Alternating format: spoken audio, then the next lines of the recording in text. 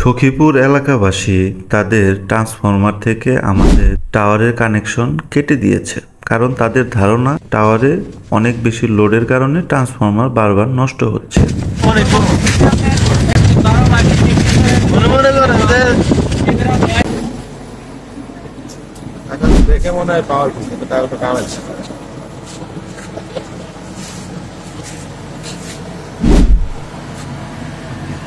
এজন্য আমাদের টাওয়ারটি বর্তমানে ডিজি অন হুইল বা ডিজেল জেনারেটর দিয়ে সাপোর্ট দেওয়া হচ্ছে।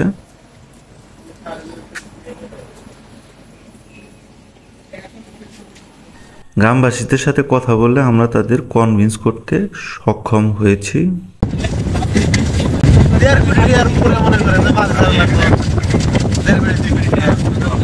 হয়তো আজকের মধ্যেই বিদ্যুৎ বিভাগের লোক এসে আমাদের টাওয়ারটি রিকানেক্ট করে যাবে।